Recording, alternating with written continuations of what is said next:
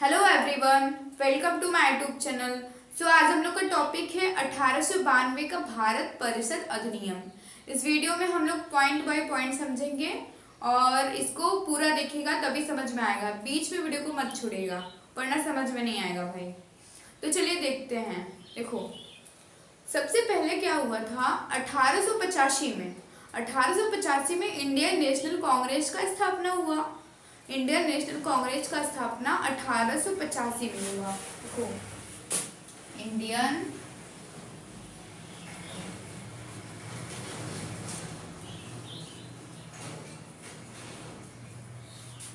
National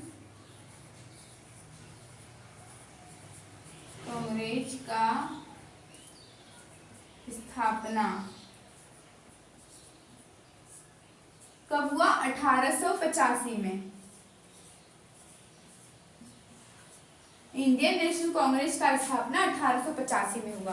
तो ये demand कर रहे थे कि हमारे प्रतिनिधित्व को बढ़ाया जाए, यानी कि केंद्रीय विधान परिषद और प्रांतीय विधान परिषदों में अतिरिक्त, मतलब कि केंद्रीय विधान परिषद और प्रांतीय विधान परिषदों में गैर सरकारी सदस्यों की संख्या बढ़ाई गई। गैर सरकारी सदस्यों की संख्या को बढ़ाया जाए।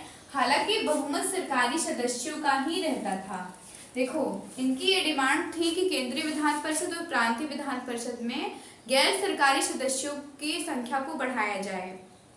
तो क्या था कि इसमें गैर सरकारी यानी कि जो सरकारी के पद पर नहीं थे उनको भी इसमें शामिल किया जाए और इनकी संख्या को बढ़ाया जाए।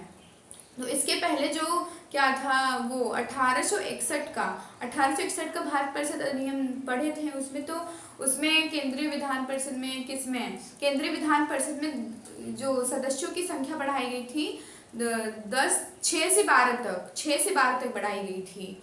और इसमें बढ़ाई गई है 10 से 16 तक। इसमें सदस्यों की संख्या 10 से 16 तक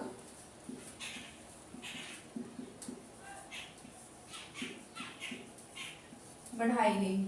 हालांकि बहुमत सरकारी सदस्यों का ही रहता था। देखो, बहुमत मतलब मेजॉरिटी, यानी कि मेजॉरिटी का मतलब है कि कोई भी निर्णय लिया जाता है। जैसे कोई भी निर्णय लिया जाता है तो वहां पे अधिक लोग, मतलब कि जैसे 10 लोग हैं और उसमें से कोई एक लोग है कि उसका अलग राय है और मतलब 9 लोगों का अलग राय है। तो जो निर्णय लिया जाएगा वो 9 लोगों से लिया जाएगा।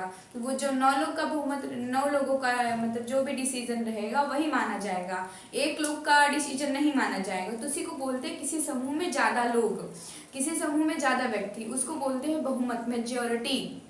मतलब इसमें किसका बहुमत रहता था? सरकारियों का ही बहुमत रहता था, गैर सरकारियों का नहीं रहता था। तो ये हमारा पहला पॉइंट था। अब दूसरा पॉइंट देखते हैं कि इसमें विधान परिषदों के कार्यों में वृद्धि कर उन्हें बजट पर बहस करने और कार्यपालिका के प्रश्नों का उत्तर देने के लिए अधिकृत किया। देखो, इसमें क्या है कि विधान परिषदों के कार्यों में वृद्धि की गई। विधान परिषदों के कार्यों में वृद्धि की गई और उनको बजट पर, मतलब वो बजट पर बहस कर सकते थे। और कार्यपालिका के प्रश्नों का, यानी कि सरकारी अधिकारियों से वो सवाल पूछ सकते थे।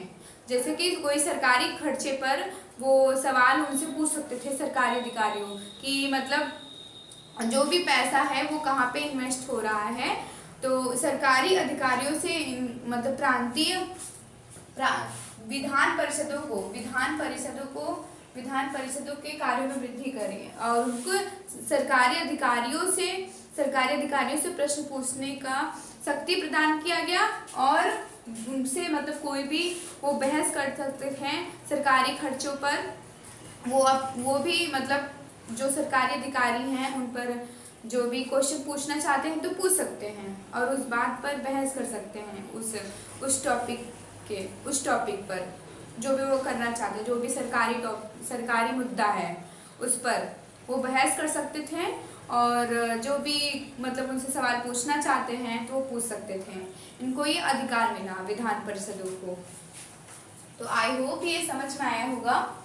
और इस पॉइंट में क्या है कि केंद्रीय विधान परिषद, केंद्रीय विधान परिषद में देखो, केंद्रीय विधान परिषद में वायसराय को Bengal chambers of commerce, Bengal chambers of commerce में गैर सरकारी सदस्यों का नामांकन करने की शक्ति दी गई थी। देखो जो केंद्रीय विधान परिषद के सदस्य थे, केंद्रीय विधान परिषद में वायसराय को, किसको? वायसराय को, केंद्रीय विधान परिषद में वायसराय को बंगाल चैम्बर्स ऑफ कॉमर्स में गैर सरकारी, जो सरकारी के पद पर नहीं थे, किस पर? गैर सरकारी सदस्यों का नामांकन करने की शक्ति दी गई थी। किसमें? केंद्रीय विधान परिषद में वायसराय को, केंद्रीय विधान परिषद में गैर सरकारी सदस्यों की नामांकन करने की शक्ति दी गई थी केंद्रीय विधान परिषद में। ये बहुत इंपॉर्टेंट है। और दूसरा क्या था कि प्रांतीय विधान परिषदों को, देखो केंद्रीय विधान परिषद को तो गैर सरकारी सदस्यों के नामांकन करने की शक्ति दी गई थी। अब प्रांतीय विधान परिषद जो है उनको जिला बोर्ड, नगर पालिका, विश्वविद्यालय, व्यापार संघ, जमींदार और चैम्बर्स ऑफ कॉमर्स की सिफारिशों पर गैर सरकारी सदस्यों को नियुक्त करने की शक्ति थी। देखो केंद्रीय विधान परिषदों को गैर सरकारी सदस्यों का नामांकन करने की शक्ति दी गई और इसमें बंगाल चैम्बर्स ऑफ कॉमर्स थे। और प्रांतीय विधान परिषदों को जिला बोर्ड, नगर पालिका, विश्वविद्यालय, व्यापार संघ, जमींदार और चैम्बर ऑफ कॉमर्स को मतलब इनको नियुक्त करने की शक्ति प्रदान की गई थी इसमें। और आई होप आप लोग को ये 1892 का परिषद अधिनियम, भारतीय परिषद अधिनियम समझ में आया होगा। ऐसे ही और वीडियो देखने के लिए लाइक, सब्सक्राइब एंड शेयर करें और कमेंट करना तो बिल्कुल भी ना भूलें।